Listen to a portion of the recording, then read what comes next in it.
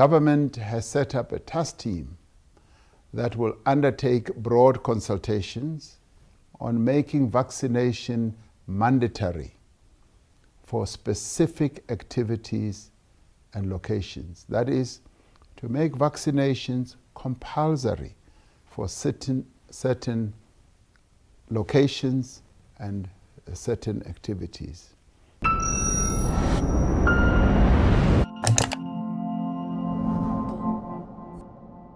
A new variant of the coronavirus, the Omicron strain, has been discovered in South Africa. Many governments around the world have closed their borders to travelers coming from South Africa. This is also leading to mass disruptions in the tourism industry locally.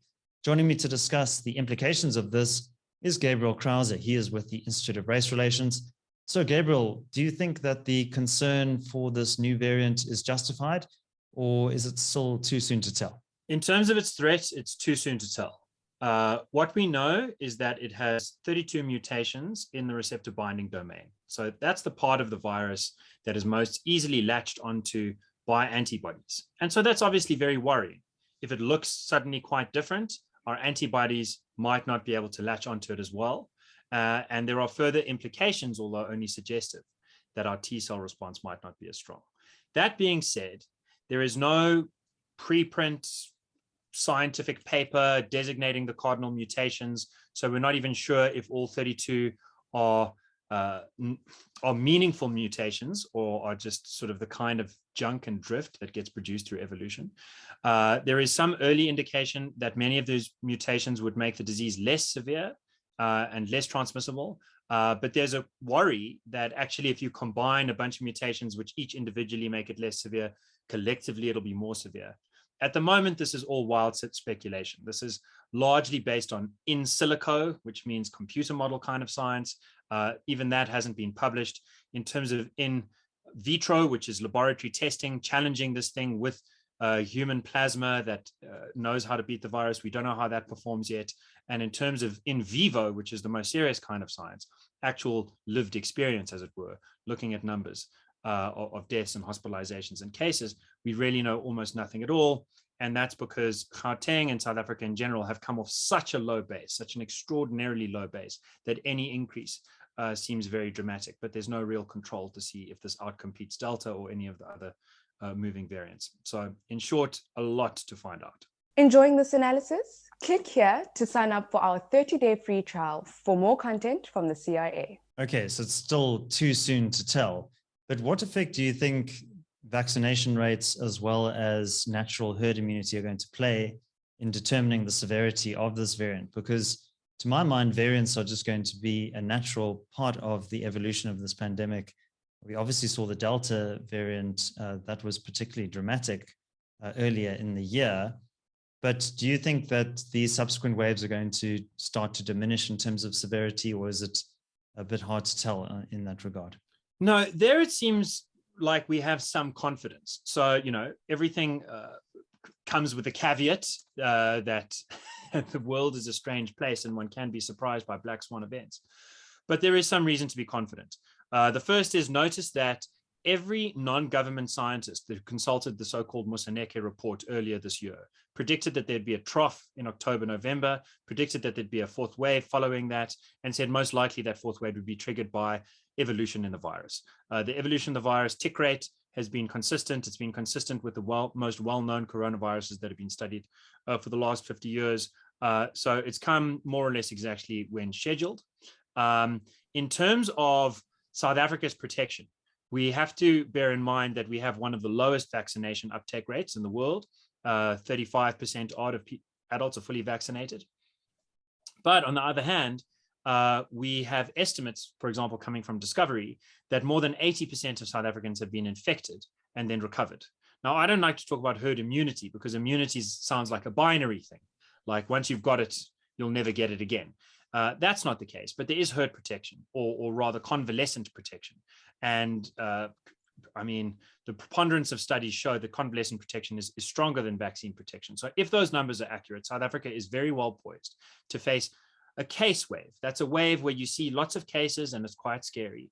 And there will be some deaths, but where the deaths are highly subdued, nothing like the first, second, or third wave. much more like a regular flu season.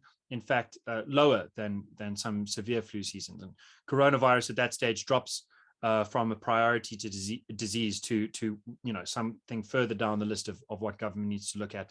TB standardly is the biggest respiratory killer, and that would become the priority again. So, Gabriel, the president on Sunday night made a statement that the government will be reviewing the potential for mandatory vaccinations, and many commentators in the media have suggested that this would be a good idea. I have some strong misgivings about this, but what is your view on the politics of this and also the efficacy of such an action by the state? Well, politically, let's notice that the travel bans that have been imposed on South Africa internationally are heavily unpopular. It turns out that there's lots of studies to show that travel bans are actually effective. Whether or not they're effective in this case is another matter. The point is that they are unpopular.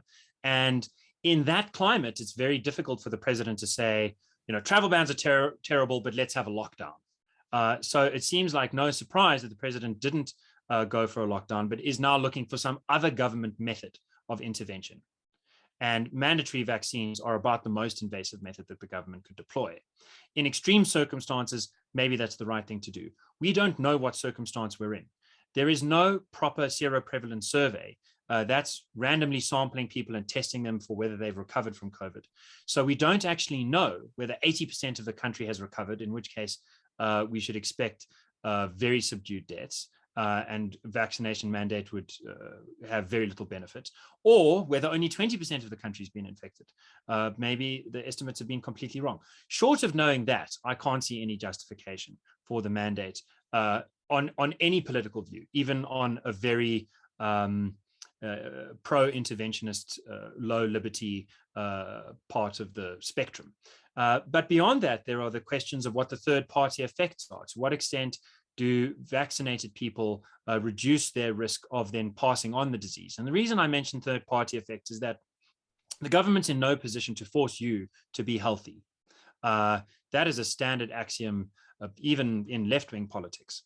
But the government does have some room to intervene if you're putting other people at risk. The question stands unanswered by any South African government study or private study in our situation as to what difference vaccinations make in terms of those third-party effects. So until you have a seroprevalence study, until you have a third-party effect study, there's not even the beginnings of a data point to launch this conversation. Even were those questions to be answered, there would still be the question of whether or not the principle is worth overriding, that human sovereignty over their own bodies is almost always foremost in our constitutional right to dignity. And the utilitarian question remains open. If you impose mandatory vaccines, will this not just trigger a black market in fake vaccine certificates? In other countries, this is already happening, and those are countries with police that sort of see things like the July riots coming, which ours do not. We have notoriously ineffective implementation measures, high rates of corruption and openness to bribery. So those kinds of questions need to be answered as well. I would just like to conclude by drawing attention to the chief editor of the largest news publication in the country, who said that not only should vaccines be made mandatory, but poor South Africans should not receive their SASO grants unless they get vaccinated.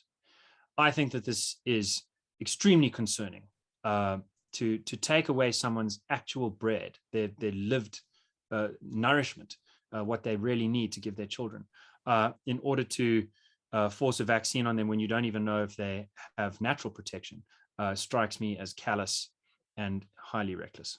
Okay, Gabriel, well, it certainly seems that many commentators are quite happy to sacrifice their personal liberties for the sake of the so-called common good.